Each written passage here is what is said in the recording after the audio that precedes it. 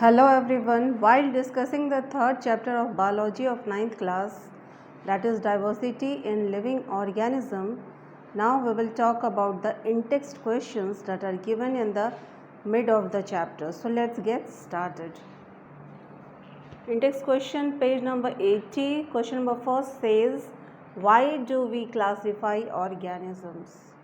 And the answer is, classification makes the study easy as it gives complete information about any organism in a group, about their origin, structure, function, genetic and evolutionary history, etc. हम पहले ही पढ़ चुके हैं कि classification एक grouping है organisms का certain उनके डिसिमिलरिटीज़ और सिमिलरिटीज़ के आधार पर, जिससे कि किसी भी ग्रुप के बारे में पढ़ना आसान हो जाता है। और classification makes the study easy, classification study को आसान बनाता है, कंप्लीट इन्फॉर्मेशन देता है एनी ऑर्गेनिज़म, किसी भी ग्रुप के एक ही ऑर्गेनिज़म के बारे में अगर हम पढ़ लेते हैं तो हम उस ग्रुप के जनरल कैरेक्टर्स के बारे में जान जाते हैं, उनके ओरिजिन, उनकी स्ट्रक्चर कैसा होता है, उनका फंक्शन क्या है, जेनेटिक और इवोल्यूशनरी हिस्ट्री कैसी है, and so on. Thus classification makes the study easy. Next question says, give 3 examples of the range of variation that you see in life forms around you. Range of variations. And the answer, range of variations are: first, microscopic bacteria is few millimeter in size, while the size of blue whale or redwood trees of California are 30 meter and 100 meter respectively. The second range of variation is lifespan. Pine trees lives for 1000 years, while insects like mosquitoes die in few days or hours. The third, life ranges from colorless worms to bright color birds and flowers. तो range of variation जो हम अपने आसपास देखते हैं उसमें सबसे बड़ी वेरिएशन की बात तो ये है कि हमारे आसपास ऐसे ऑर्गेनिज़म भी हैं जिन्हें हम नेकेड आई से भी नहीं देख सकते हैं, जैसे कि बैक्टीरिया। ये इतने माइक्रोस्कोपिक होते हैं, साइज़ में फ्यू मिलीमीटर्स के होते हैं, जबकि ऐसे ऑर्गेनिज़म्स भी हैं जैसे रेडवुड ट्री हो गए जो कि अप्रॉक्सीमेटली 100 मीटर्स लॉन्ग होते हैं, ब्लू वेल्स हो गए जिनकी की साइज़ ऑलमोस्ट 30 मीटर हो सकती है। नेक्स्ट वेरिएशन की अगर बात करें तो पाइन ट्रीज़ होते हैं जो कि 1000 ईयर्स तक भी ज़िंदा रहते हैं, जबकि मॉस्कीटोज़ की अगर बात कर ले तो उनकी लाइफ का कोई ठिकाना नहीं होता है, वो एक दिन में भी मर सकते हैं और कुछ घंटों में भी। तो बहुत वेरिएशन है हर ऑर्गेनिज़म्स के बीच में। थर्ड लाइफ रेंज की अगर बात कर लें तो हमारे आसपास ऐसे कलरलेस वर्म्स भी हैं और ऐसे कलर्ड बर्ड्स और फ्लावर्स भी हैं जिनकी कि हम कल्पना भी नहीं कर सकते। तो इस तरह से डिफरेंट रेंज ऑफ वेरिएशंस हमारे आसपास प्रेजेंट हैं। Next question says, which do you think is the more basic characteristics for classify organisms, the place और the kind of cells? The place where they live or the kind of cells they are made of. And the answer says, the kind of cells organisms are made of is more basic characteristics for classifying organisms, because the cell and their organelles carry out specialized functions of organisms to survive. Question कहता है कि किस basic characteristics को basic आधार बनाना चाहिए classify करने के लिए organism को, जहाँ पर वो उस प्लेस को आधार बना देना चाहिए जहाँ ऑर्गेनिज़म्स पाए जा रहे हैं, या फिर उन ऑर्गेनिज़म्स किस सेल से बने हैं, किस तरह के हैं, उनका इंटरनल स्ट्रक्चर क्या है, इस आधार पे।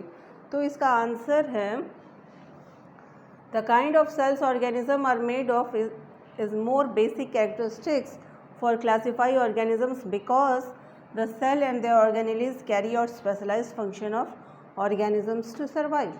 हम सिर्फ बाहरी वो कहाँ रह रहे हैं, उनके एटमॉस्फेयर, उनके हैबिटेट के हिसाब से उनके बारे में कुछ नहीं कह सकते हैं. इसलिए वो किस चीज़ से बने हैं, kind of cells they are made of is the basic characteristics for classifying organisms.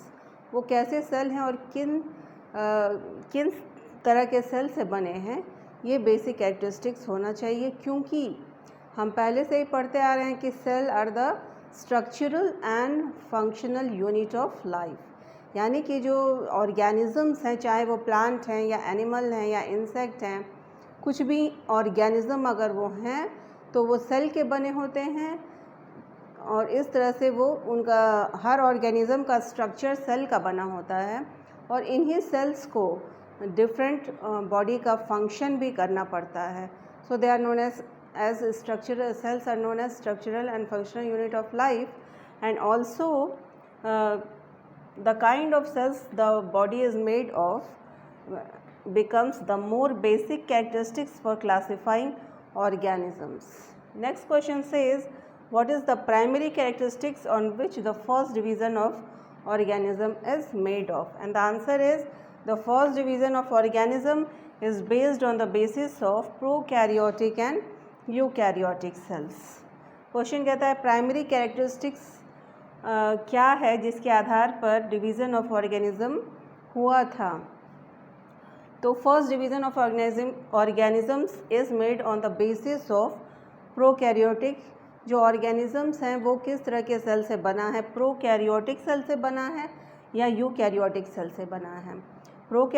Eukaryotic cell का जो न्यूक्लियस है वो वेल डेवलप्ड होता है, विथ मेम्ब्रेन होता है, जबकि प्रोकैरियोटिक का जो न्यूक्लियस है वो अनडेवलप्ड होता है और विदाउट न्यूक्लियर मेम्ब्रेन होता है. प्रोकैरियोटिक की सबसे खास बात ये है कि इनका जो न्यूक्लियर मेम्ब्रेन है वो एब्सेंट होता है. Nucleus is without any cover और membrane. And they also lack membrane bound organelles that are mitochondria, endoplasmic reticulums, lysosomes and Golgi bodies and so on. So different cell organelles are also absent in case of prokaryotic organism while they are present in case of eukaryotic cells. तो eukaryotic cells में membrane bound organelles present होते हैं, जबकि prokaryotic cell में nucleus भी undeveloped होता है, इसलिए इसे प्रिमिटिव और अनडेवलप्ड कहते हैं. और इसमें भी जो मेम्ब्रेन्स हैं, मेम्ब्रेन बाउंड सेल ऑर्गेनेलीज भी इसमें एब्सेंट होता है in case of prokaryotic cells. Next question says, on what basis are plants and animals put into different categories? We have already seen that all plants are kept under the group kingdom Plantae, while all animals are kept under the group kingdom Animalia. Why is this so? Because there is a great difference between both of them.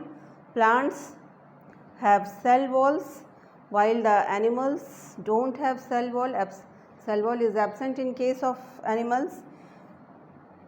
And second is autotrophs. Plants are autotrophs their own food by the process of photosynthesis, while animals are heterotrophs. They depend upon others for their food. Because of plant stage, flowers, fruits looks colorful. So these are the in-text questions that are given at the page 80 and 82. Thank you.